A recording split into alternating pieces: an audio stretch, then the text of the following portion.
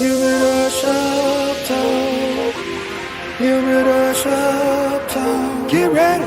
Humidor Shop Talk. Get ready. Humidor Shop Talk. Sports. Humidor Shop Talk. Cigars. Humidor Shop Talk. Get ready. Humidor Shop Talk. Get ready. Humidor Shop Talk.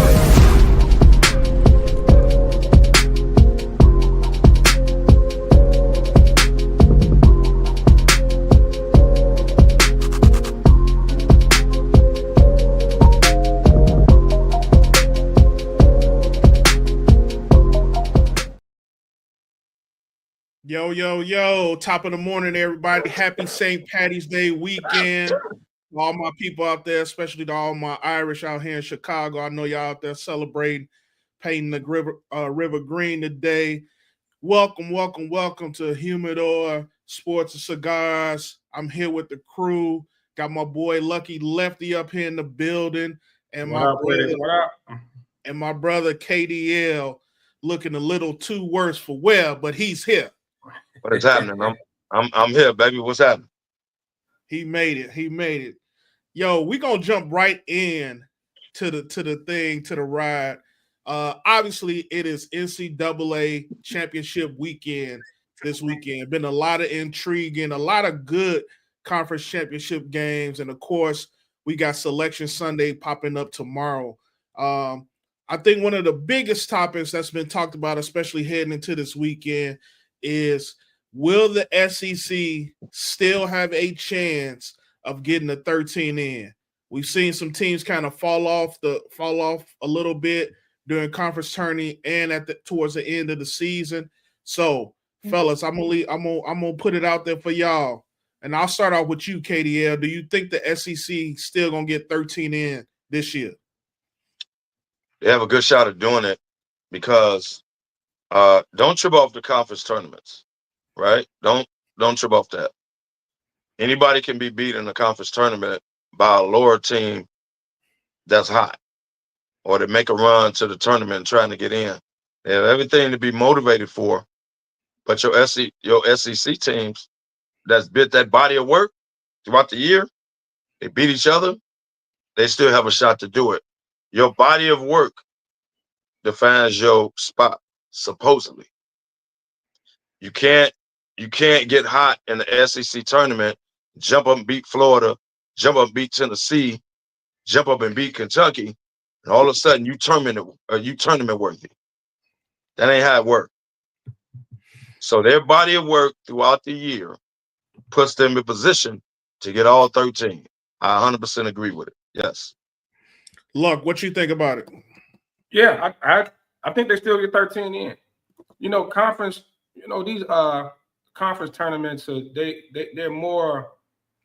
They help more the bubble teams that are like right there on the, last four in, last four out. I think Carolina's showing, and the way they ended the season, I think Carolina's showing an ACC tournament it's probably gonna get them in. I know they lost last night. As goofy as that shit was, damn lane violation. Who the hell? On a lane violation? A lane violation. Come on, man. But teams like that, I think they're showing in the ACC tournament help. Like they'd have went out the first round of the ACC tournament, they probably don't make the dance. But the fact they got to the semis and still took the number one team in the country to the wire, even though they didn't have Cooper Flag, I think that's gonna get them in. So like I said, it doesn't hurt the teams that had good seasons necessarily. Like Kev said, your body of work, it won't hurt them, and then they strengthen the schedule just along with the SEC. So I think that they got to play each other. Yeah, I think any of them 13 that get left out would be considered let it be considered. You know what? One of them might get left out for somebody that wins the conference tournament in the lower conference. It's possible. Yeah, it is. They might bounce one. Yeah. We haven't heard anything about any SEC teams kind of being on the bubble, and I don't think essentially it's going to end up coming to that. I think the one thing, and obviously all of these teams, you talking about 11 of those teams ranked in the top 25 that's basically facing, going head to head against each other. What I'm Exactly. kind of So you intrigued can't by. put it. So think about what you're saying, DY. You can't put them out. They all ranked top 25. How you gonna put them out? Think Right. about what you're saying. Right, and So I can. the lowest seed, I think, even though they lost, I think the lowest seed was. I'm looking at it right now. I think the lowest seed may have been Kentucky at 15. So Okay. So you got. So how you put them out then? They all getting in. I tell you well, right there, they all getting in. well, you got some teams that's not ranked in the top 25 that could possibly find themselves out of it. Yeah. So But whenever they show that last 4 in, first 4 out, whatever, none of the teams are in there. So that's usually a good sign, and that's usually pretty accurate. When they do that, they be on point with that. So, and I think the last piece of that puzzle is you have not seen any of the top seeds fall at this point. You may have a 4 lose to a 5, but that's pretty much a wash. But nobody's gotten knocked off. I think the biggest chance for upset would have been last night if North Carolina could have did the deed. But that's the only thing I believe that's going to push some of these teams out. Now, with today's matchups, you got Tennessee going against Auburn again in the SEC. And then you probably got the most intriguing matchup of the day when you got Florida against number 5, Alabama. So Tennessee is looking to avenge that loss from early in the season to Auburn. And then, of course, Florida is looking to hopefully make it back to the SEC championship game and avenge that loss. So who y'all got in the Tennessee-Auburn matchup? Look. I would normally say Auburn, but in situations like this, because I think Auburn's locked the number 1 seed. Okay. Pretty locked in. So I think Tennessee, just for seeding purposes, they're gonna probably come out and like go all in. You know what I mean? I think at this point, with your team like Auburn, you're looking forward to next week. It's all about the big dance now. But I mean, of course, you always want to win, win your conference tournament. But I think Tennessee gonna come out and try to make a statement that's gonna help them seed, and it's not gonna knock Auburn out of the 1 seed. So I'm gonna go with Tennessee. That'll be huge. KDL, what do you think about Florida versus Bama? I'm gonna take Florida. Florida's been underrated kind of all year, right? They ain't been in the top whatever talked about like that. But Florida got a good team, bro. I'm gonna take Florida, right? Because all top dogs ain't gonna win. It's just a go that way. It just simply don't. So I'm gonna take Florida, and it really, if you look at it, it's really not an upset. It's really not. Florida been ranked all year too. Now Florida done lost some games. You be like, how they losing them? Florida had injuries. Another team, I'm off kilter, but another team that had injuries was Iowa State. Iowa State had a lot of injuries this year. They're better than what they look. So if they get their players back, they good. Iowa State and Florida. So I got Florida in that. Yeah, I think it's going to be a great head-to-head matchup between those final 4 teams in the SEC. Going to really determine who comes out to be the number 1 seed. Right now, you got Florida on the cusp of being number 1, also along with Auburn. So it'll be interesting to see if you see those two go up head-to-head, and no matter who wins, will both of them still get the number 1 seed? Florida ain't getting the number 1 seed. Their body of work don't show you a number 1 seed. Yeah, Auburn has been number 1. Florida gets the 1 either. Florida ain't getting no number 1. Auburn has been number 1 throughout the year. Duke is gonna get number 1 seed with or without Cooper Flag being healthy. Auburn will too. Florida will not get a number 1 seed. Trust me. Their body of work don't show you that. Everybody calling for them being top seed. For what? What do you mean for what? Think about this. Florida haven't been number 1 all year. Yes or no? I ain't been number 1 all year. I don't know all the answer. Year.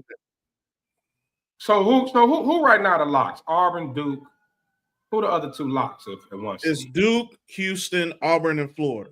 Houston go get a number 1 seed probably in the South. Auburn will probably go. No, Auburn got the South. Duke had the East.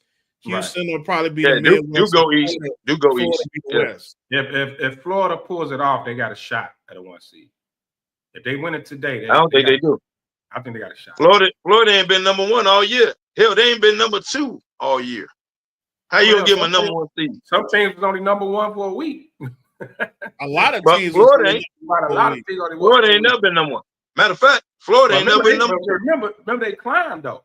Right. Was Florida even ranked at the beginning of the year? They was ranked, but Florida ain't been number 1 or number 2 all year. How you gonna you can't jump up and give them a number 1 seed? You can't do that. How are you gonna take a team that's 29-4 in the SEC and not who are you gonna rank above them? Bro, you ain't been number 1 or number 2. Hell, number 3 all year. Well, name you jump up and make you a number 1. Name your 4th 1 seed. No, it don't work that way, bro. So who's your 4th 1? We said Auburn, Duke, Houston. I got Auburn. Duke, Houston. Duke probably be number 1 East. Houston, I think, will be South, if not Midwest. No, they'll be Midwest. Auburn and South. They're gonna be number 1 overall seed. Yeah. Okay. So who gets West? Maybe number 1 overall seed. I'm trying to think of number 4 now. So that means Florida got a chance. The fact you got to think about it. Florida ain't been, bro. You can't look, man. When you get a top 4 seed and you host a region, like you're the number 1 team in the West, you have to be at least have been number 1, number 2, number 3 all year. You've never been there. You still ain't gave us another number 1 though. Somebody got to get it. Yeah, but it ain't gonna be Florida.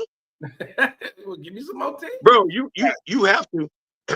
the top seeds are made of teams that has at least been number 1, at least been number 2. That's not true. All year long. No, and the rankings have been Florida in there. I'm not saying Florida is not good. What I'm saying is you haven't been number 1 worthy all year. So then it depends on how it ends because it's been jumbled all year, right? We didn't had many number 1s. It's been jumbled. I agree with that. So now I agree with that. If you talk about being in the SEC and being 29-4 in a conference that's about to get 13 in, I think they got a shot, bro. I think 2 of them can be 1 seeds. I think if they win the day, they definitely got a good shot. We'll know tomorrow, though. We'll definitely know tomorrow. So y'all saying if they win the SEC tournament, they're number 1 seed? I think they'll get it. I think Florida's number 1 as long as they win today. They could lose to Auburn tomorrow. As long as they win today, they'll be a number 1 seed. They'll be a top seed. I mean, if you look at all of the bracketology shows, they got them as top seed. And I don't know what other teams. Think my number 4. Go ahead. I'm gonna think of it though. Go ahead. All right. Well, we can circle back. We get a chance. So we talked about the strength and dominance of the SEC. There's also a second tier conference out there, and that's the Big Ten. And they got a lot of teams in here right now, probably at least 8 teams that got a chance of making it, maybe even 10 teams got a chance of making it in the tournament. But some of those teams are kind of falling, especially with tournament play. Like only 3 ranked teams are remaining in the Final 4 in the Big Ten tournament. So my question out to y'all is there a Big Ten team that you feel has a real chance of winning the NCAA tournament? KDL, you go ahead. If you're gonna pick anybody, you got to pick Michigan State. Yeah. That's the only Big Ten team that got a shot at it. I don't see, like, you go down the list. Michigan is not winning the NCAA tournament. Right. Ohio State is not winning the NCAA tournament. So if you're gonna pick anybody, Iowa, like none of that. Wisconsin will win a couple games and then they buy out. They do it every year. Yep. If you pick anybody this year, You're gonna go Michigan State. They go the furthest. So Gandy asked, "Can Michigan State get that last spot? Michigan State won. Would they get over Florida? If Michigan State wins the Big Ten, they might give it to them. If they win the Big Ten, they might give it to them. No, if anybody will climb up, they got to win their conference tournament, of course. St. John's will climb up to 4 because they 29. St. John? Yeah, they 29-4. St. John's squad this year too. And they balling. Yeah, they ball. They ball. I watched them the other night. They got a for real squad, and they play defense. So they're gonna be a problem in the tournament. Would you put a Big East team over a Big Ten team? Yeah, if it's St. John's, yeah. So let me throw something out here for you. So you mentioned we talked about the teams that got a good possibility. Let me talk to you about this Michigan team. And they playing today, and we're gonna kind of see what Michigan do today. But this Michigan team, I got a stat line here for you. They got 9 seniors on this team, right? Yep. Okay. They've already been to 2 Sweet 16s. They won a Big Ten title in 2021. They won. They've had 4 seasons of over 10 Big Ten regular season wins. This Michigan team stacked full of veterans, and it's teams like that when you get into the tournament that can become very, very scary. I'm not saying that they could win it all, but I don't feel like you should count out this Michigan team based upon those numbers alone. Oh yeah, Michigan gonna be a problem. Michigan gonna that Michigan team wouldn't beat Michigan State. Sweet 16. I can even see Elite 8. Like they can be an issue. That's really? All come down. That's gonna come down to matchups. It depends on where they fall, what seed. Like they're gonna be Midwest wherever they go. They're gonna be Midwest. Right. So then it's gonna depend on seed.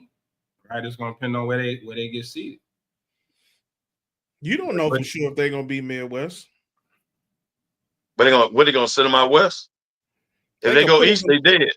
If they go east, they did. In the West bracket, I don't mean they going out west to go play. You know, they changed that shit where, you know, teams play more regionally, but they could be in different brackets. So it just all depends on the seeding. I think that's what counts more than anything else. But I just caution, you know, I think they got a real chance of making some noise in this tournament. If they run into Michigan State, that's a loss. Well, that'll be for the conference chip. Yeah. They may not end up in the same bracket also. So they won't. Michigan State will go Midwest, East. Right. That's what I'm saying. They may not end up in the same bracket, but Michigan can match up with a lot of teams in this tournament. Like they can be an issue. That's why I said it depends on what region they in. They say Michigan out west. Right. It depends on region and the seed where they fall, but they can be a problem. If Michigan beats Maryland today, and Maryland's a good team. Mm-hmm. I think Michigan will beat Maryland. And they lose to Michigan State. I still feel like going into the tournament, and depending on how they lose, going into the tournament, that's going to be a scary team to go up against. Yeah. I agree with that. So along those lines, you know, we talked about all of these teams that we feel have a chance to make some noise in the tournament. Do anybody have a dark horse team or a team that they looking to make a tournament run? And I'll start off with this. I got my eye on 2 teams to make a deep tournament run. Number 1 is that St. John's team. They sitting at number 6 right now. Could easily be a 2 seed in any bracket. Will be a 2 seed in any bracket. And it'll give a lot of teams a lot of problems. I watched them beat the brakes off of Marquette the other night. I think this team is very, very scary going into the tournament. Well coached too. And very well coached. My dark horse is Tennessee. I want to see where they get matched up at. Probably put them in the South. But I want to see where they get matched up with my dark horse, Tennessee. Tennessee got a legit shot. Definitely. And they coming into the tournament, kind of streaking a little bit. But I'm with you, KDL. That's a scary team, and they've been low key in the top 10 scary, bro. for the majority of the season. Oh yeah. Yeah, I like. They were number one, and then as soon as they got number one, they lost on Big Monday. Yeah, I like both y'all picks, but I'm with D. I'm gonna lean towards St. John's, even though I do like Tennessee too. And because St. John's is, I think what it is they don't get the TV time. They kind of flying the radar. Their conference not as, in this media spotlight. But man, that's a good squad, man. Every time I saw them play this year, they look good and they're well coached. So, but St. John's going east, y'all know that. But for the sake of it, just to have a different team in the dark horse. Hell, why not Michigan? I mean, just what you put out there, the seniors, they've been to the tournament, they've been there, they know what it takes.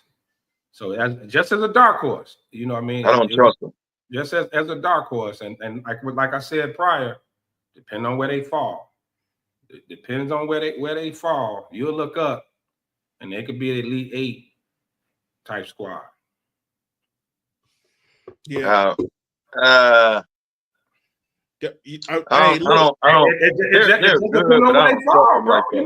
this go. You know how this go. They good, depending on where they fall, wherever their matchup is. But I don't trust them like that. You know what I mean? They're a good team. Mm-hmm. But I ain't finna. My brackets ain't moving because of Michigan. Let me just say that.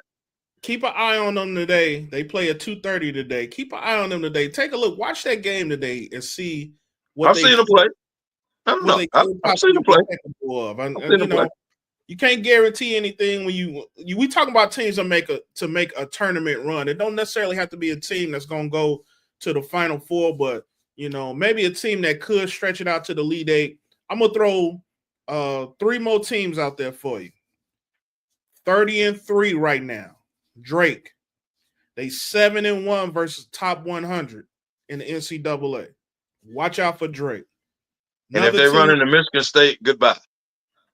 Another team is Bradley. Bradley's sitting at 26-8, and they 2-2 versus top 50. So those are teams, and then you got VCU at 26-6. Those are teams with strong conference records, strong records versus top 100 or top 50, and they thriving as they go into the end of the year. And they senior heavy too, right? All 3 of them. That Drake team. Usually those small schools, usually they are senior heavy, and you learn about them as the tournament goes on. Right. This dude done got 1,000 points at the school. Right. This dude done been the leading scorer in the conference. Like, you learn about them as the tournament goes on. That happens every year. Absolutely. All right. So we obviously got our dark horse picks. Keep an eye on conference tournament games this weekend, and then I know we'll all be tuned in tomorrow for Selection Sunday. So we're going to go ahead and move forward. Let's jump into a little bit of NFL right now and talk about NFL free agency. What a whirlwind of a week it's been. And I thought last week was kind of the culmination of all of this. And obviously we heard the news about all the moves that the Bears made. We'll start with that. Start with our Chicago Bears, and they, of course, made the biggest splashes coming into free agency, signing the center that we all were looking for with Drew Dahlman. We made our trades for Jackson and Tunney, and then picking up Grady Jarrett from the Atlanta Falcons at like the last minute. Ryan Poles got cut. As soon as he got released. And Ryan Poles mentioned this during his press conference. He said he looked at social media that morning and saw it and immediately began making phone calls. So, look, I'm going to go to you. Did the Bears win the offseason for the second year in a row with these moves? Yeah, they did. And I think But I think that what they just did this week was like the icing on the cake. You know, I've been in a lot of groups and having a lot of conversations. I think the biggest win was Ben Johnson and the coaching staff. I think that's the biggest win. You know, for all the talks of you know, the O-line and the trenches and this, that, and other, their biggest weakness, their biggest issue was coaching. And like Sean always say, coaching matters.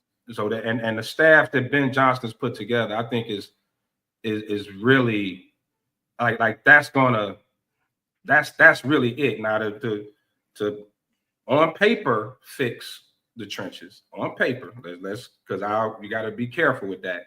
On paper to fix the trenches the way they did, O-line and D-line, I think it's just like I said, it's the cherry on top of the sundae.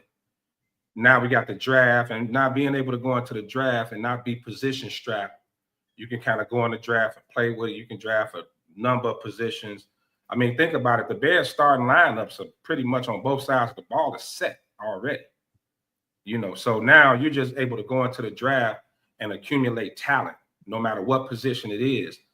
They can draft any position on the board outside of quarterback and punter and kicker, but they can draft any position: linebacker, DN, D tackle, left offensive tackle, receiver, running back. You know, like they just in that position where they could just stockpile talent. So yeah, they won. I think they won the offseason again, but the reason they won the offseason is because it's Ben Johnson and the coaching staff.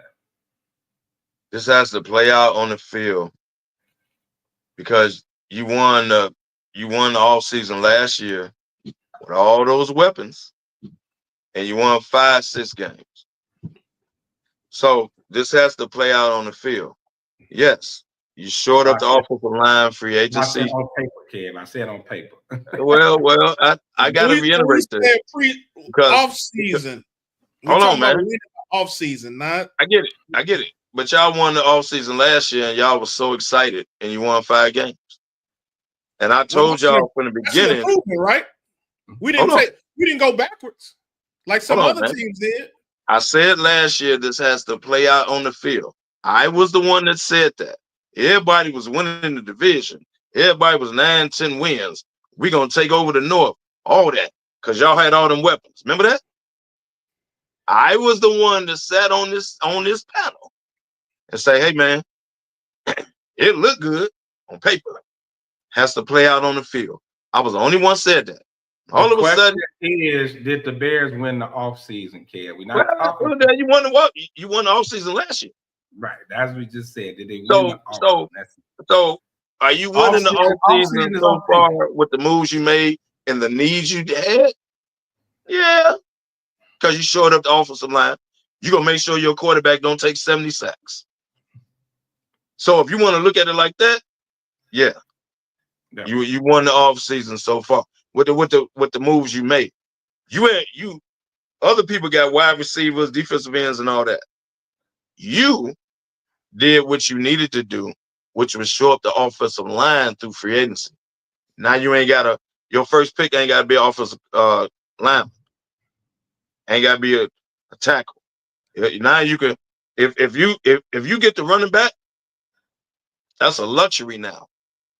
Because you went out and addressed what you needed free agency wise. The field needs. Now the running back is a luxury toy now. If you want to take him at 10. I'm gonna say this, and I mentioned this, a couple weeks ago when we talked about this. Right now, if I'm Ryan Poles, I think there's probably 2 names at the top of my list, and you hoping that they're gonna fall a 10. Number 1, probably Mason Graham, and then number 2 is gonna be Genty. A lot of the talk about Genty climbing up to the Bears at 10. I don't know how legitimate that is. I'm not sure how much Ben Johnson feels like he fits. Obviously, they interviewed him at the Combine, so they looking at him. But if those 2 names are off the board at 10, if I'm the Bears, I'm taking 10 and I'm moving down and try to get some more picks. I think you could leverage that number 10 pick, still get you another, maybe swap first rounders get another 2 or 3, whatever price that comes with it. I think at this point, because you shored up so much of those holes, and granted, you still got to have depth, but what better way to increase depth, especially while you got these guys on rookie contracts and they can all grow together, than by establishing and banking those picks. The Cowboys want him too. Jerry Jones want him. Want who? Gentry? I don't know where they pick, but they want Gentry.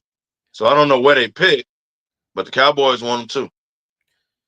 I heard the Raiders want him. You know, now that the Raiders got their quarterback situation figured out, and we'll jump into that here shortly. But the Raiders in the top 10, right? Yeah, they got 7. Raiders are sitting at 7. And everybody, you know, we talked earlier.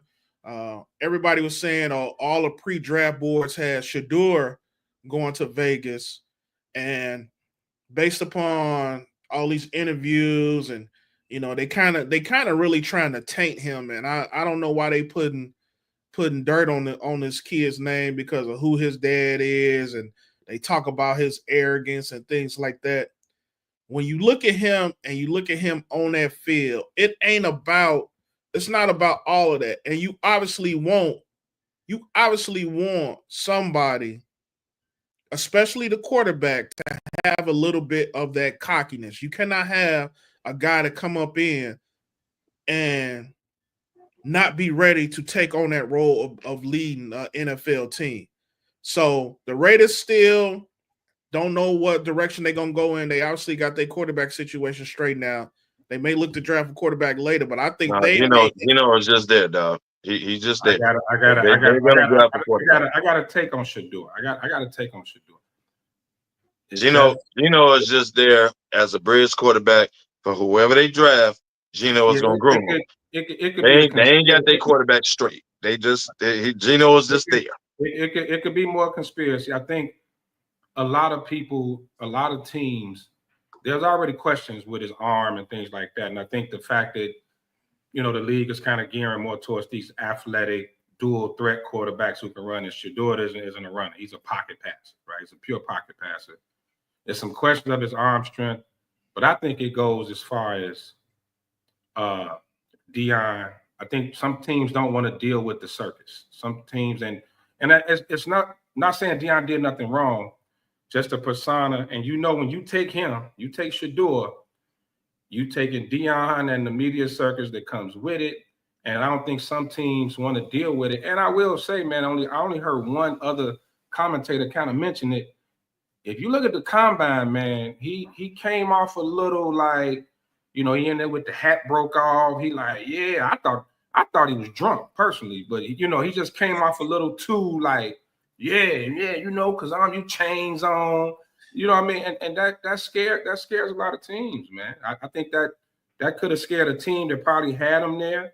Because you notice the Raiders went out and got Geno after that. Now, and it's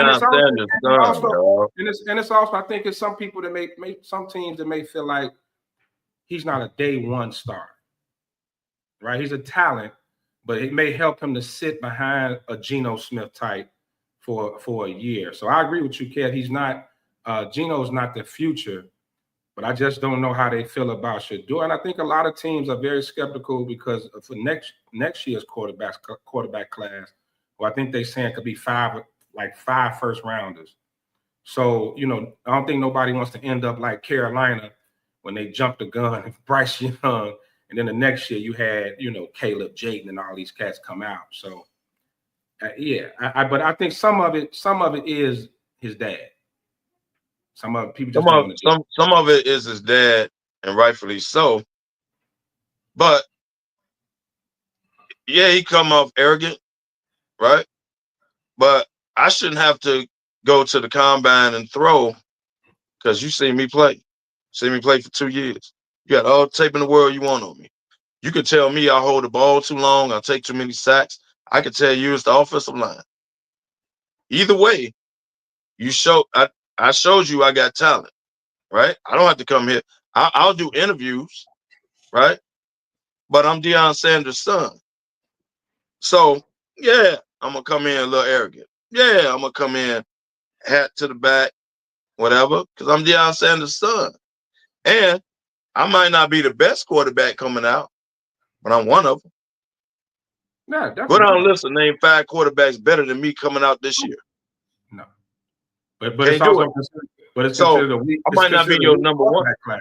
It's considered a weak well, quarterback. yeah. Oh, well, I agree with that. I might not be your number one pick, right? I'm not a surefire number one pick. I'm one of them. So let me ask you, does he fall out of the top 10? He might. He might. So I told y'all this all year that he wasn't a surefire nothing. I told y'all, and y'all was man, the Giants got to take him. The Giants got to take him. No, they don't, because they ain't impressed with him, and neither is the league. I told y'all this all year. Will he get drafted first round? Yes. Is he a surefire top 3, top 5? No. I told y'all this. I said, DY, what's that? Wait, hold on. Go ahead. What you said, DY? So here's my thing about him falling out of the first round. You still got teams out there that are looking to solidify, quarterback position. You still got Cleveland, you still got Tennessee, you still have the Giants, and possibly, well, I don't think New Orleans is going to draft no quarterback. So you got 3 or 4 teams in that top 10 that's still looking for quarterbacks. Obviously, he is one of the top 3 quarterbacks. I push back a little bit on the whole Deion thing and being a distraction or the circus that comes along with it. Because let me tell you something. Wow. When the draft comes and it's that time of year, what's Deion going to be doing? It's going to be spring ball time in Colorado. Getting ready for Colorado, right? He going to be engaged and getting his team ready. He's watching his son. Don't do that. Right. Don't think he ain't going to be around. Don't do that. Yeah. And he'll be working behind the scenes, but I push back against the whole circus. He's not going to be like LeVar Ball doing interviews like, yeah, my son this. No, he going to do his stuff from afar is my point. It's not going to be as circus like I think as everybody put it. And the second piece of that puzzle is he ain't the number one pick. He's not the best quarterback that's coming out this year. Right. So I think I agree with that. I think a lot of that skepticism has been unwarranted on him. And I think it's also creating a chip on his shoulder. And I'm hoping he can use that to manifest into something great when he comes into the league. All I'm hoping for is all good things, and I hope he get to the right franchise. I think Deion's greatest impact is going to be what franchise he goes to and what they're going to end up doing, because this might turn out to be the stepping stone for Deion to come back to the NFL, depending on where he's drafted. So kind of keep that in mind too. So you don't think Deion is going to have an influence on where he go? So based on what you just said, you think Deion is going to let it play out, and then wherever he go, Deion comes in at that. Is that your thoughts? I think Deion has only clicked up with a few of these teams that are looking for quarterbacks. Like I don't see him in his ties to Cleveland right now, but Las Vegas, possibly New York. Yeah. I could easily see him. Maybe even Tennessee.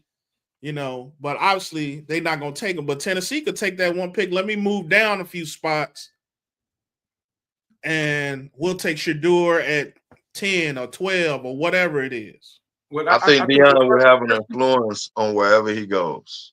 I think the first thing you have to do Deion will be a huge influence wherever he goes.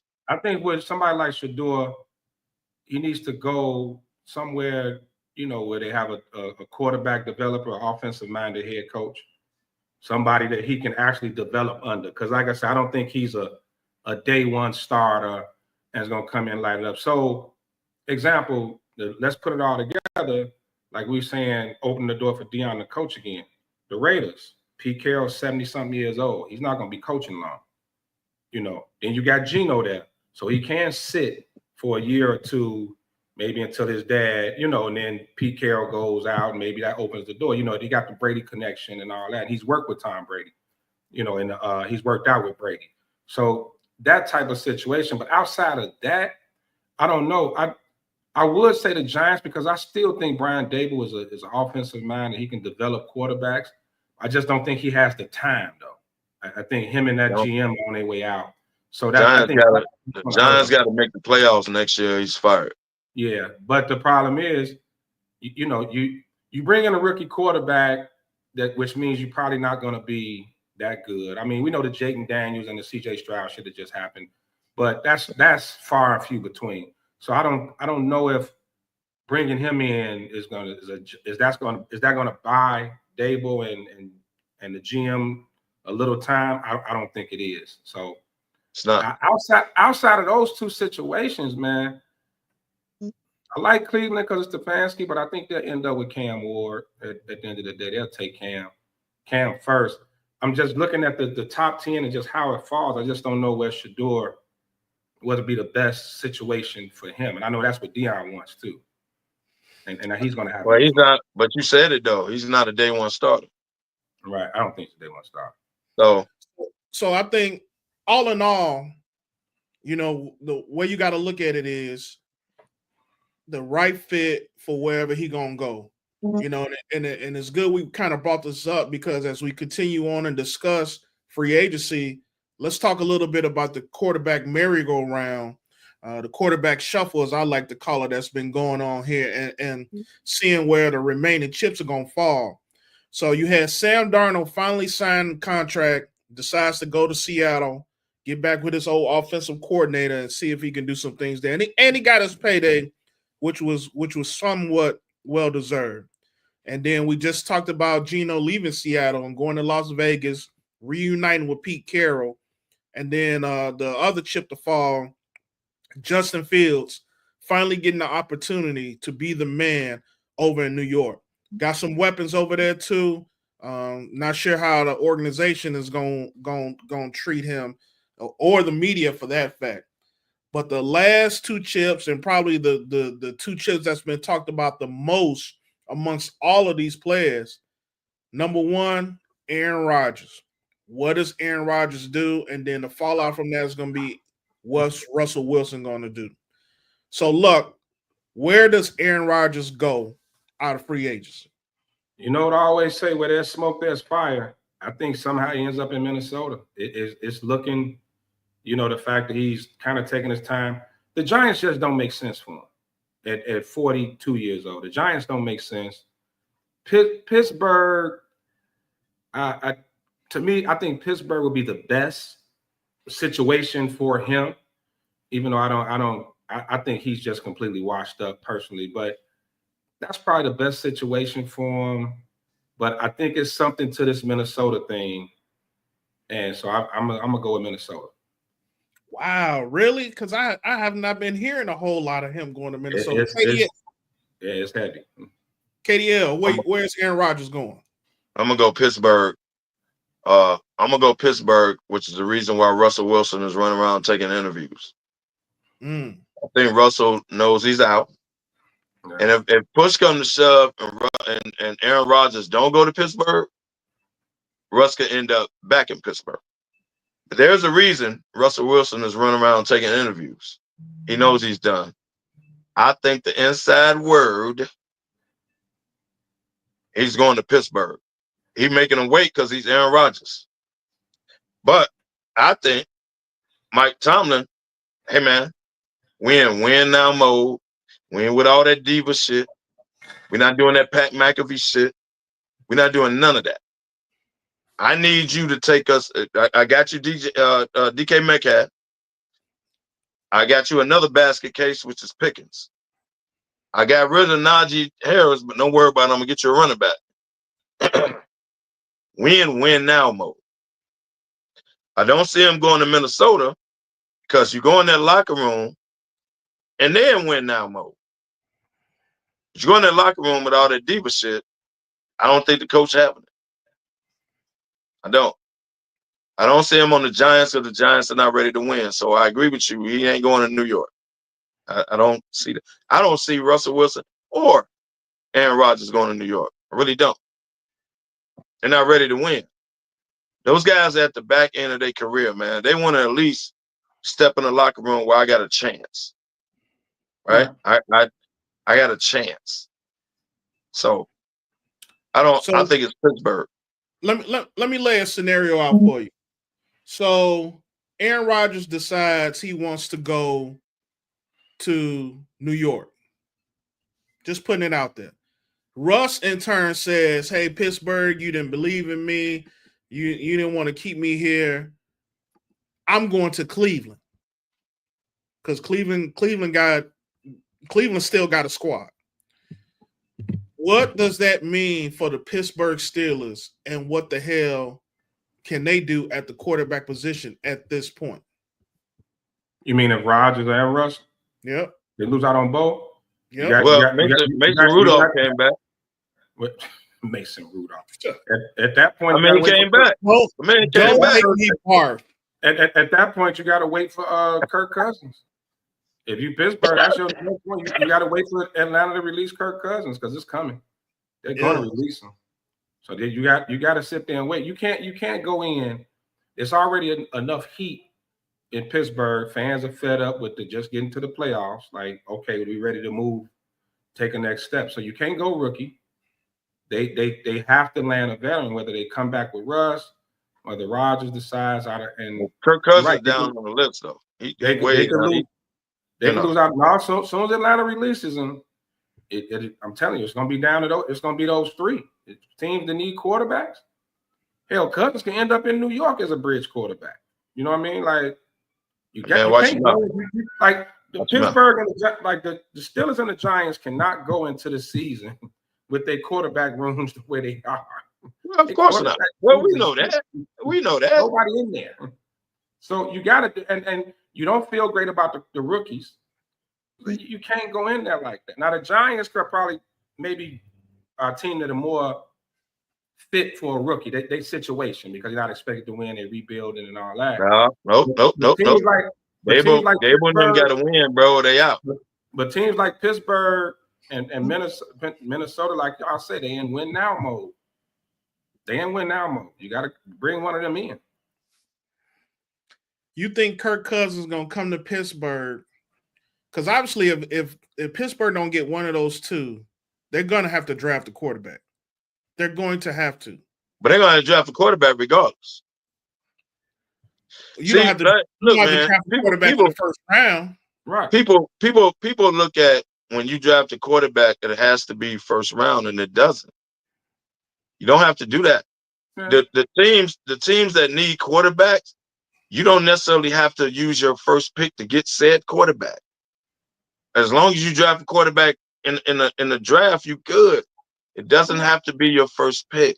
But who's going to be the bridge? But if you Pittsburgh and you in that division, right, with Baltimore, Cincinnati, and Cleveland, you're in that division. Fans getting a little itchy. They got to go free agency. They got to go free agency. But it's dried up. Who's out there? Well, whoever they draft going to be better than what they had. Look, man, you're right. We don't know what's going to happen because Aaron Rodgers and Russell Wilson needs to get somewhere. And then I guarantee you quarterback's going to pop up out of nowhere. So that domino has to fall first. And then you'll see, oh, well, damn, I didn't know he was a free agent. Damn, I didn't know he got cut. Damn, I didn't know. And the dominoes will start to fall. So, I mean, Carson Wentz, he out there. Well, I'm just saying, all these recycled quarterbacks is out there, but their names not being mentioned because Aaron Rodgers and Russell Wilson is at the forefront. I don't know who else out watch there. Watch where Aaron Rodgers signed. Watch quarterback. Dalton signed back with Carolina. Andy Dalton, who's the rest of his career as a bridge quarterback, he already signed. Oh, he there for mentorship. Right. So I don't know who's out there. There really ain't nobody else left out there. I mean, every name you can think of: Jacoby Brissett to Arizona, Josh Dobbs to New England, Mac Jones to the Niners, Garoppolo to the Rams, Kenny Pickett to the Browns, Zach Wilson to Miami, Daniel Jones to the Colts, and then of course Justin to New York. So it's either Kirk Cousins or bust if the scenario plays out. But here's something I find very interesting as we talked a little bit earlier about the Shador. If those teams at the top we think best fits for him and they decide not to draft him, could he fall? If he falls to 21 at Pittsburgh, do they take that shot? Because you put him with Tomlin under Deion's guidance or whatever you want to call it. Deion will be with that. Yeah. Would that be a possible marriage made in heaven for Shador? Definitely. Yeah. Pittsburgh has the defense. They got a hell of a defense. They're gonna always have that. They got a hell of a defense. If he falls to 21, yeah. It's gotta be a great situation for him. So if you Pittsburgh, you go ahead and pull that trigger. Oh, definitely. But I think you would still need a veteran at least for a year. Yeah, I would still pull Cousins. Yeah, no. He's not starting. Don't get me wrong. Right. Yeah. Right. Yeah, but you take him before the season over. Yeah. Well, you got to put him out there depending on where. But you take him if he falls 21 and you take him. Yes. Yeah, you definitely take him.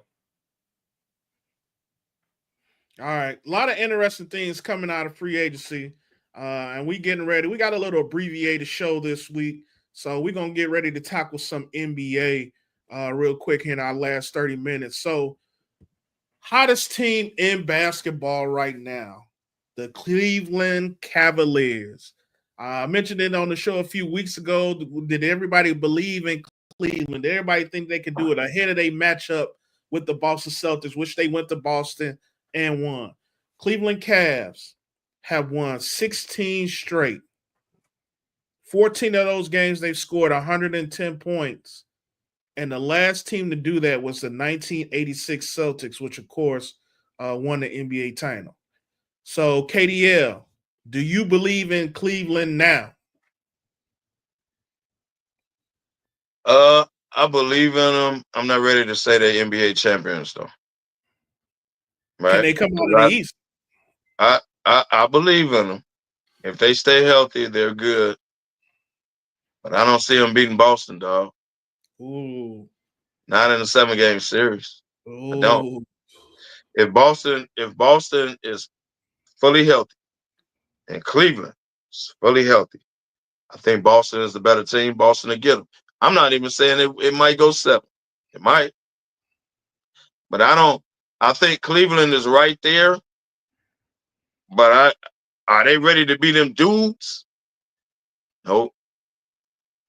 Not beating Boston in a 7-game series. They're not. You know what? I was spewing that same sentiment for all year. But the more I see this team, man, they look good. They top to bottom, man. I think outside of injuries, man, they got the guard play. They got the superstar Mitchell. They got the bigs. They got the bench. They well coached. Man, now my concern would be, winning the 16 in a row. Are they shooting they wide a little too soon? You know what I mean?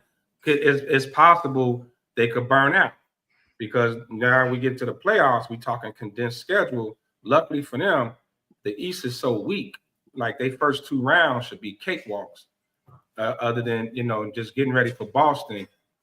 I don't know what's going on with Brunson. If he'll be, he should be. I don't know if he'll be back. I'm pretty sure he's coming back. But if Boston has to kind of healthy, it don't matter. Cleveland. If Boston has to kind of go through a series with New York going into Cleveland, like it's hard to watch that team and say they don't have a legitimate shot. Like and they get more and more TV time, so I'm getting a chance to really watch them. They have not lost since they picked up DeAndre Hunter. And he's still getting acclimated. And they picked up DeAndre Hunter just to guard Tatum and Brown. You know that, right? Yeah. Whoever hot, you guard. But I mean, man, I can't honestly say they can't beat Boston in 7. I was saying that before, but I'm changing my tune, man. I'm gonna say it. I'm changing my tune. Boston better not come out there all cocky. I'll tell you that much.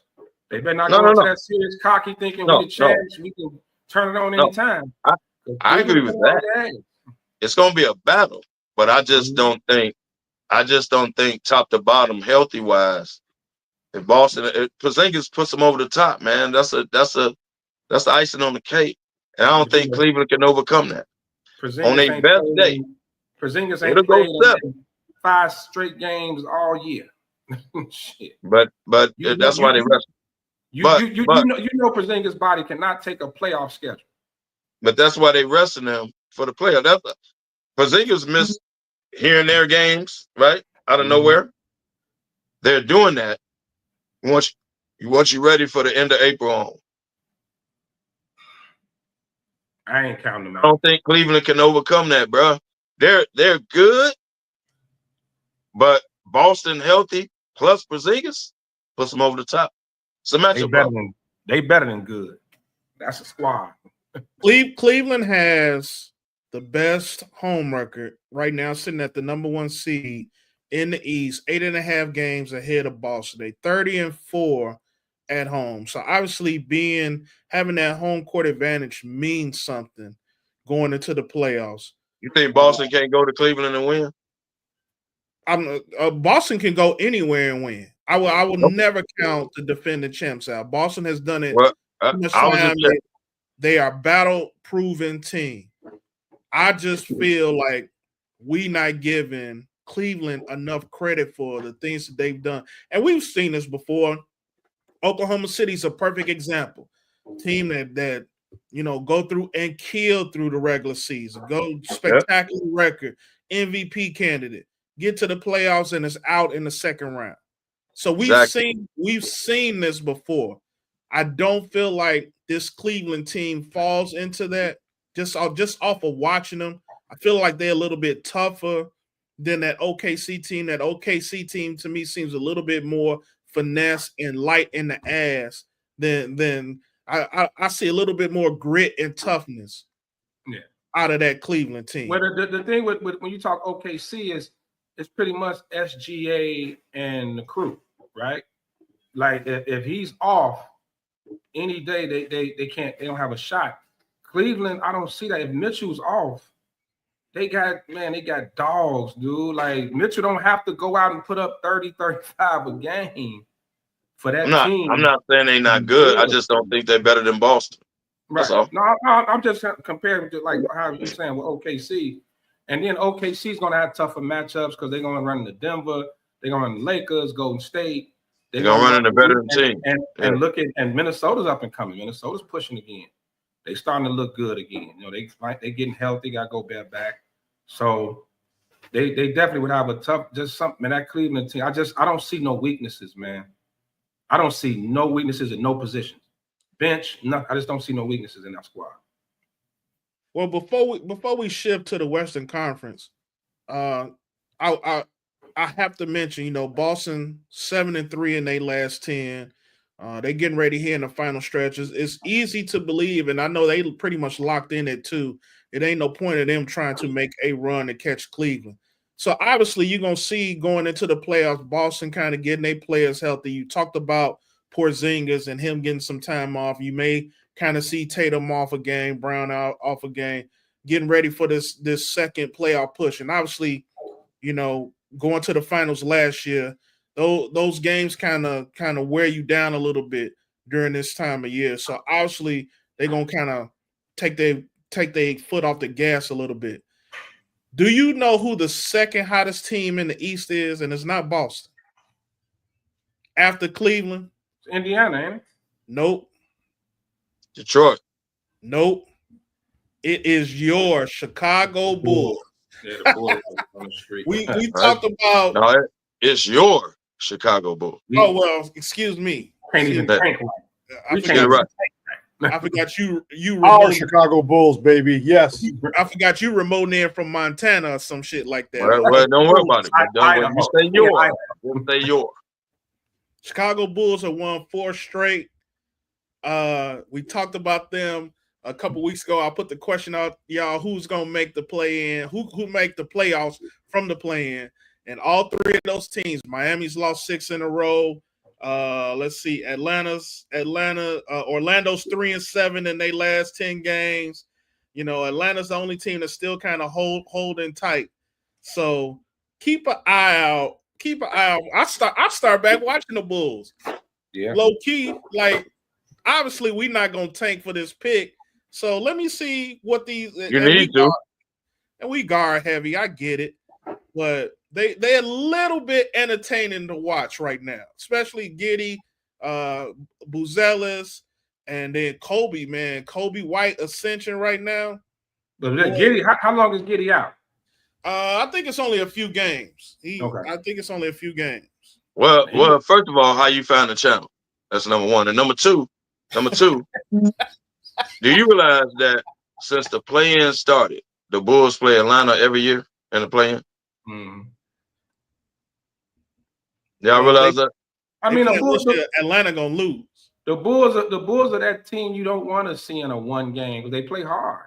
Damn straight. I mean, they play hard. They play hard. That's all. That's credit to Billy Donovan. Like you could want to tank all you want, but those guys go out there and they play hard. So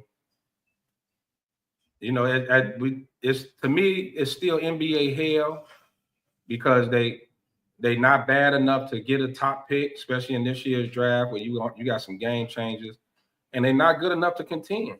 So you just kind of stuck in that play in, maybe get an 8th seed or a 7th seed. You kind of just stuck, you know. Yeah. And you stuck playing Atlanta every year. You and Atlanta in the same position every year. Now that should be an eye opener. Like, you know what? How we keep ended up 9 and 10 every year? Yeah. Not 7 and 8. 9 and 10 every year. It is an eye opener, but it's only eye opener to us as passionate fans who want to see this team and know what this team was capable of in previous years. But you know, regardless of all of that, they are what they are. They obviously aiming for whatever it is they aiming for. It's not a championship, but they aiming to remain, what they aiming for?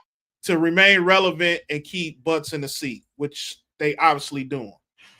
But not relevant. But they become entertaining to watch again. I didn't watch no Bulls games, none this year, until maybe the last 2 weeks. Hey, Sean, don't forget about it probably took you all year to find the channel. I'm too, baby.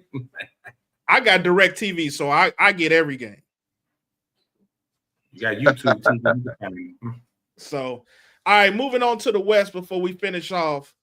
Unfortunately, gotta bring this up. Lakers on the skid right now. Obviously, with 4 starters out, they lost 4 games in a row. Last night they put forth a valiant effort. Austin Reeves with 37, 13, and 8 against Denver in Denver. Had a chance to tie the game up at the end, and Fluky Stokes threw that pass halfway across the court. Guys stole. They actually put a better effort up than I thought they would. I thought they was going to get blown out last night. And it's one thing I want to mention about this team is they don't give up. Despite not having, you know what I'm saying, three of their best players out, you know what I'm saying, and 4 starters out. Let's call it what it is. Actually, they were missing 4 starters last night. Let's call it what it is. But I'm just saying 3 of their best players. So regardless of what it is, they still put up some grit. I feel like they need to do everything they can, and they slid a few spots. They was 3 a week and a half ago. Now they down to 5. They were 2. They were 2. They were all up to 2. Okay, at 2. But I don't think they could fall into that play-in and make that extra games that's got to be played. I think they got to stay within that 1 through 6 spot going into the playoffs. So, yes. Look, how do you see this the story being told for the Lakers for the rest of the season? I think they get up to 4. They go into the playoffs healthy and make a run. I mean, when they healthy, the way Redick has them playing defense, LeBron looked like he's on a mission for whatever reason. He just looked like he turned the clock back even more this season. and Luka's starting to look like Luka. You know what I mean? Luka's starting to look like that dude again. So you can't count them out. If they got Luka and LeBron, you can't count them out. I think people are discrediting the loss of Rui. Rui's been out for a minute. He got hurt in that Knicks game. Rui's been out for a minute. Rui is big for them because he can guard bigs. You know, he's a finisher. He can put some points on the board. He's huge. Jackson Hayes, of course, they don't have size as is. So I think missing them, I think even without LeBron, if they'd have had Rui and Jackson Hayes, they may not be on this 4 or 5 game losing streak. So I think they're going. I still got them Western Conference Finals at the minimum. You talk about 7 games, going 7 against Luka and LeBron. I don't know. Yeah, I mean, I totally agree with you. I just think they got to get healthy quick because the last thing you want to do is get these guys back and they got to ramp themselves back up as you head into the playoffs. Now, granted, we a month away from the NBA playoffs, but I think they chose the right time of year to try to say, all right, you know, let me get LeBron. You hurt your groin bones and take these games. I saw LeBron last night at Bryce high school game, high-fiving them because they won the championship. I'm like, you need to be in a parabolic chamber or some shit like that. But obviously, the man know how to take care of himself and his body. And then, like you said, I think Rui was big for his versatility. Jackson, he was starting to come on, especially when Luka got there because he could find ways to get him the ball that nobody else been able to do. Yeah. So I think that's been big. And I think Luka at this point, you know, he kind of came in to LA hurt as it was. I'm hoping this offseason he takes some time. And I hope LeBron can get him on the right track of taking care of that body. Like you may have to start drinking Michelob Ultras instead of those IPAs, you know, and take it easy a little bit. You ain't got Mike Finley that's snatching the beer out of his hand either. No, but you do it. But you do have LeBron there. LeBron said, "Hey, come on, drink. I drink wine after every game. Drink this instead of that beer." So hopefully LeBron can put them on. But looking at the rest of the Western Conference, somebody mentioned that Minnesota team won 7 in a row, the hottest team in the West right now, climbing up. Moved all the way back up to number 7. You, of course, got Golden State, who's won 6 in a row and played themselves out of the play-in at the moment at number 6. And then Houston starting to get back on their winning ways with 5 in a row. They moved all the way up to the 3 seed. And then, of course, you know, you got Memphis sandwiched in between there. So out of those top 6 teams, or out of those 4 teams I just mentioned, do you feel like any one of those teams have a shot at the Western Conference chip? Minnesota, Golden State, Houston, Memphis. Do they got a shot of dethroning Denver for that Western Conference title? Well, you got to say Golden State. Got to go with Golden State. I mean, we still ain't got playoff Jimmy yet. You know, he seems to be fitting in well. They playing with confidence. I mean, they winning even with Steph isn't shooting well. You know, they look like they got their groove back, and just that they battle tested. You know, those vets there, they definitely battle tested. So out of that group, I would have to go with Golden State. Kev, you jumped off for a minute.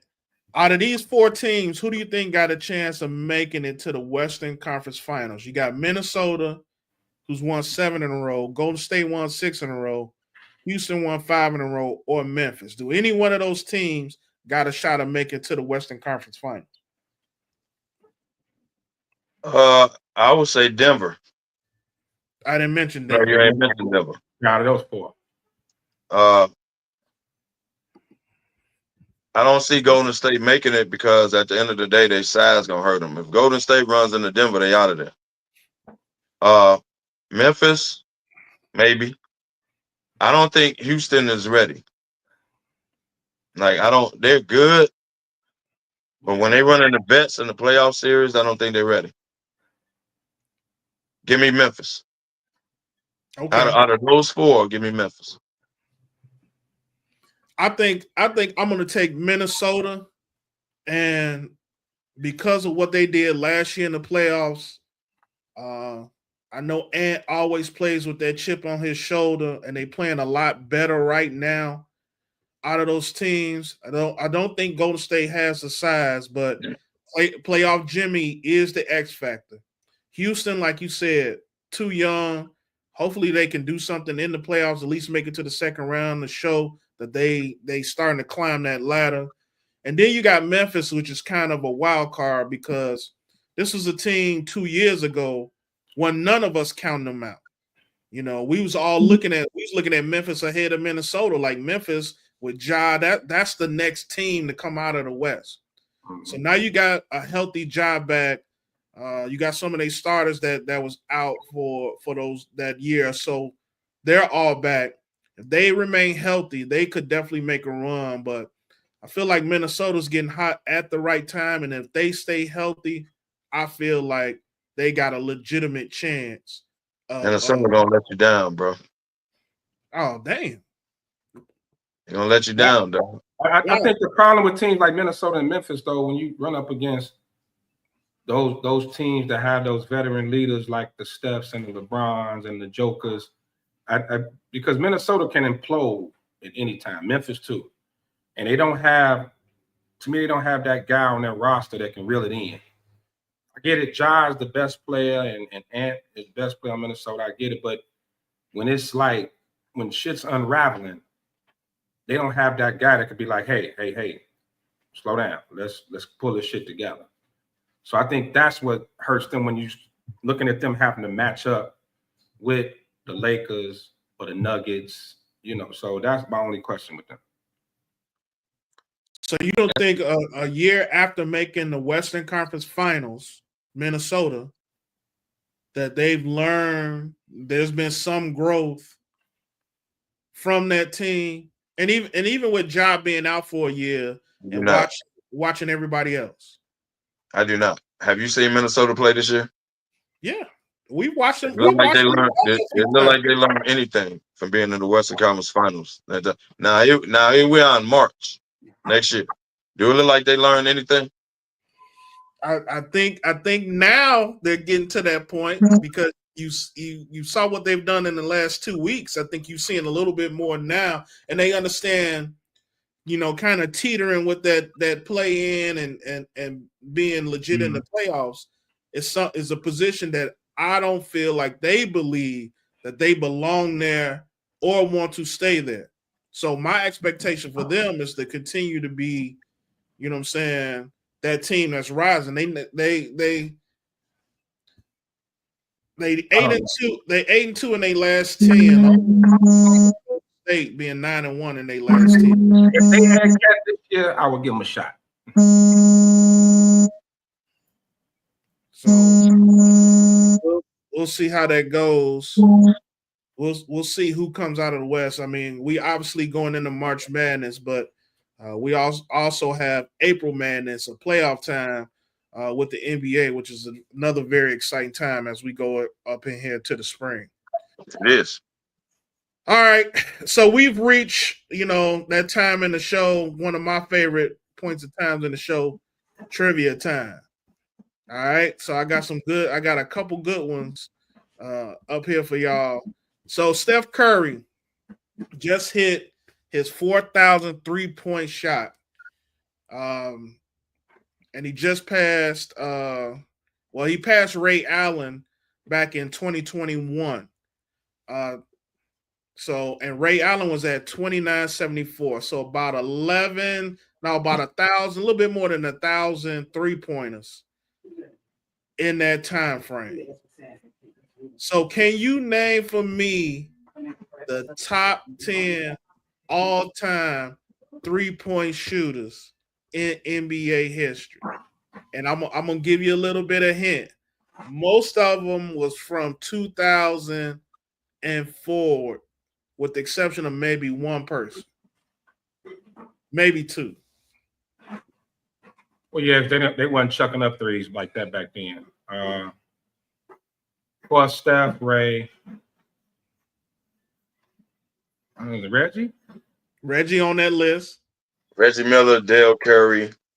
Dale Curry's not on the list. No, Dale didn't shoot it that much. He didn't get enough shots. No, was Kyle Korver on there? Kyle Korver. Kyle Korver was on there. That's 4. You got 6 more. KD. Nope. No. 3-point shooters. Damn. Is a Barry on there? Oh, Who? Klay Thompson. Clay's on there. That's 5. Clay got to be on there. Couple of these gonna surprise you. Is a Barry on there? No. And the sharpshooters are like In the 2000s? From the 2000s forward.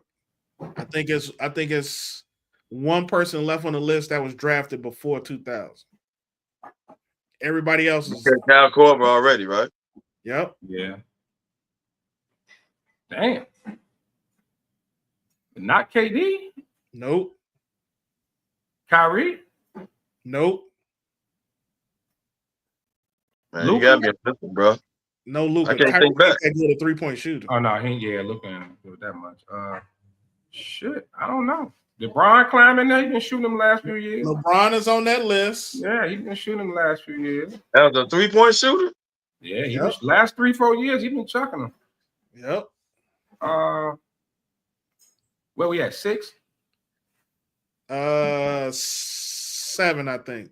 We at 7. 3 more. Oh, you at 6. It's 4 more.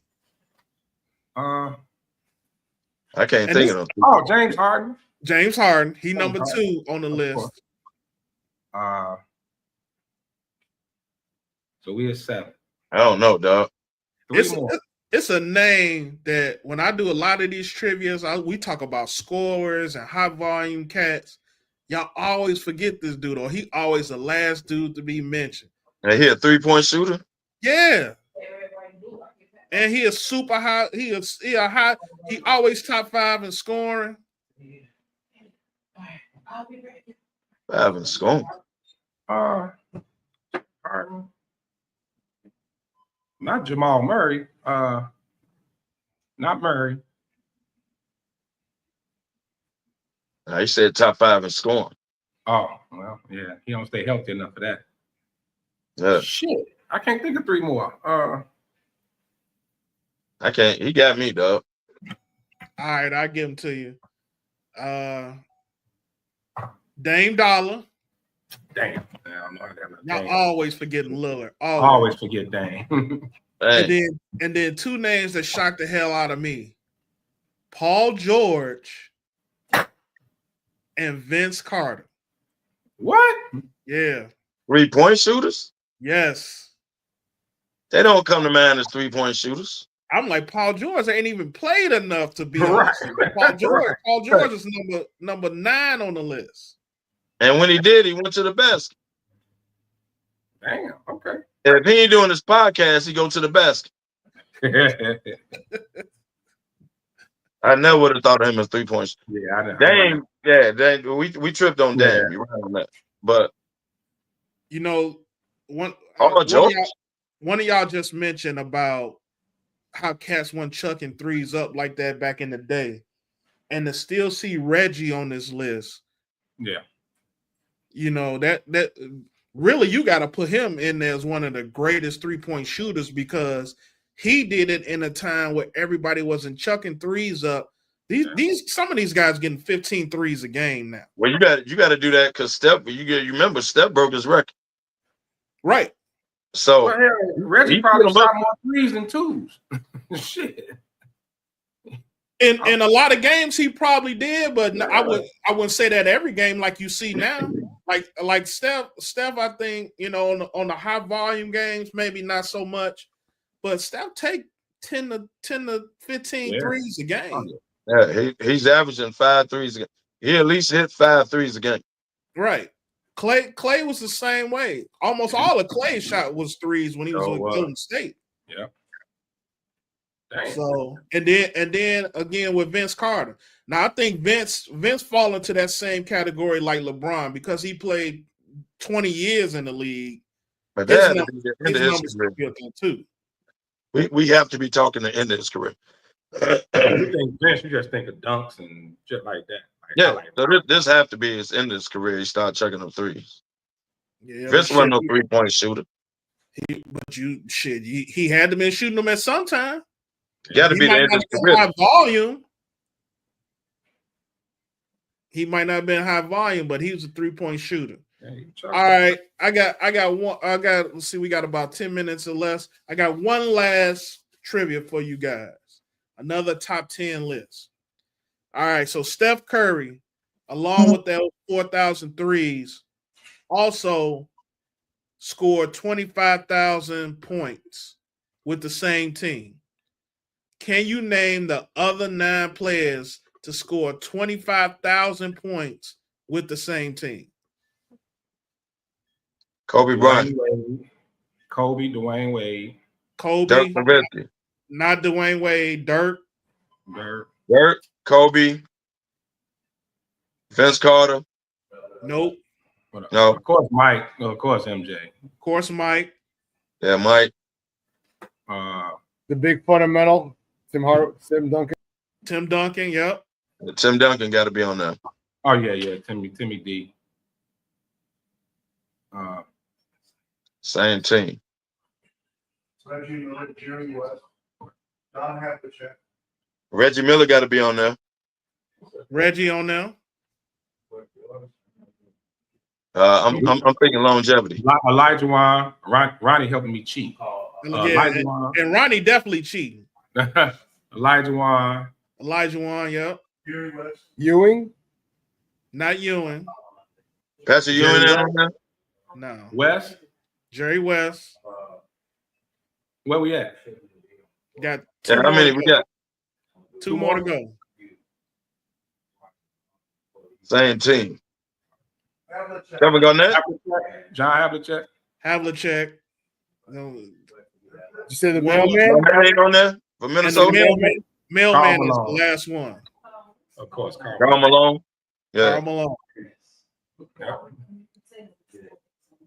Yep. So 25,000 points with one team. You just got to think of shit. Who played the majority of their career all with the same? I mean, you got. Yeah, I was thinking longevity. Yeah. I don't think it's one player on here that played with a different team. Everybody on here played with the same team their entire career. All right, we got about 8 minutes left. I'll give you one last. We only got about 3. 3 minutes? Yeah. That's cool. This will be a quick one. So only 2 players in the last 40 years. Only 2 players have recorded over 30 points in more than 40 games. They've had over 30 points in more than 40 games. Who are the 2 players? LeBron and Kobe. Never. Luka. No. Kobe not on there? No. 30 points in 40 games? In 40 plus games, yeah. 40 plus on? Kobe Bryant got to be on there. He's not. Steph? I mean, you got to dilute the list. It got to be more. It got to be more cats in the 2000s because everybody wasn't averaging 30, wasn't putting up 30, 40 points back then like that. You got a diluted liver. Kevin Durant? No. Oh, well then I don't know what your list talking about. Oh, Shea? SGA? This motherfucker looking up all this shit. I ain't looking at nothing. I'm at the top of the dome. I ain't talking about you. I'm talking about Ronnie. So SGA. Ronnie got Google. Yep. He Googled everything. Giannis? No. Michael? 30 points. Hold on. What was the question? 30 points and what? Hey man, tell him to stay off the show. Yeah. Back to doing the show. What's up, Brett? Yeah, we finishing up. He said it. He just said it. Ronnie just said it. What? Mike. Yeah. Yeah, Mike. I want to bring my bag. Mike and SGA. Yeah. Oh well, come on, man. I'm thinking of the top scorers in like the 2000s. I'm going back. He averaged 37 points a game at one point. He averaged 37 points. Not in the 2000s though. He said the 2000s. No, this ain't the last 40 years. I said the last 40 years. 40 years. Last 40 years. He's going back to 85 and when Mike was a rookie of the year. Well, we said Mike and Kobe, he shut it down. I said Kobe and LeBron. Yeah, said Mike Kobe and LeBron. because I thought Mike too. I'm like, no one said Mike. That would have been my first thought. Yep. My first thought was Kobe. Anytime you see 30 plus points, you got to think Mike. You got to. Instantly. But you got to think Kobe too. Nah, because Kobe, What? I think only averaged 30 points like once. I don't think he did it more than once. Yeah, I think his career average was only like 24. Yeah, SGA. Kobe? Yeah, SGA been doing shit. SGA averaging like 31, right? 31, 32 right now. Yeah. So, all right, y'all. Great show. Appreciate everybody that tuned in. Appreciate everybody that left comments and stuff today. I know it's an abbreviated show, but obviously another great show. So, sending off with some parting shots. KDL, parting shot. Thank everybody for tuning in. I'm on fumes, as you can see, but I made it. Hey, today, man, we got Sand Party Debrief tonight at Water Limon, 6:00. Be there. We got Danielle's party going on. Well, it's about to start at 1:00 at Platinum today. Cigar Community. She got Antoine, which I was with Antoine last night, to be honest. Antoine is there today, and so is Farley. But you Farley fans, you house heads, Farley is at Platinum today. The party is 1 to 7. It's Danielle's. Well, it's her birthday celebration. The St. Patrick's Day too. Y'all come on out and have a good time. All right, look. Yeah, man, I'll be remiss, man. We got to put some smoke in the air for my girl, Dr. Stephanie Brown, passed away this week. So may she rest in paradise, her and her family. You know, Smoke Community, we got y'all back. So definitely going to be missed. Hey, thanks for tuning in. Kev already told y'all what today is, St. Patrick's weekend. Y'all be careful out there. You know, do what you do, but do it responsibly. That includes Mr. Fumes up there, Kevin Loud. So, he need to find a responsible Gatorade bottle. Right. And a water. So yeah, that's all Friday, man. Friday blackout adult hooky day. Come on through. Y'all already know if you've never been to a blackout, it's an all day thing. Rep your college team edition, man. Whether it's your alumni or just your favorite college team. So we're gonna have cash prizes, raffles, food trucks. It's a all day thing starting at 10 a.m. So come hang out with us. And last but not least, I got to give a shout out to my boy Lex. The Break Cigars bought me their new stick. It will be featured on the show in a couple of weeks. So y'all check that out, man. And man, make sure you all support the Breaks. That's it. Cool. Again, like I said, appreciate everybody for tuning in today. Like KDL mentioned, got a lot of events going on today. Go out, support the cigar community in Danielle at Platinum with Farley and DJ Antoine. Tonight, you got Diva Leaf, Sandy. Her birthday going to be off the chain. You also got some more house legends in the house. Hula Mahone going to be there. You also got Andre Hatchett coming and do back-to-backs. He was there, tore the house down, closed it down till like 3 a.m. last week. I don't know how he did it. And then you got yours truly to come in. I'm going to do my little thing. And then check me out. If you out and about in the city tomorrow, St. Patty's Day, pregame, Red Pepper. I'll be there from 1 to 6. Doors open at 12. Come out and show some love, and we're going to have a good time. As we always say. Where's Red Pepper? Let them know. Red Pepper is 87th and 87th and off I want to say off King Drive, but no, I ain't that far off. It's 428 East 87. 428 East 87. That's literally about 5 minutes off the highway, off 94. So come on through, come show some love, come have some drinks. My girl Kim Mays, shout out to her. She gonna be doing her thing, working the bar, her and her people up there. So come through, show some love. So as we end this show every single week, let y'all know whether it's smoke, there's fella, and a bunch of alcohol.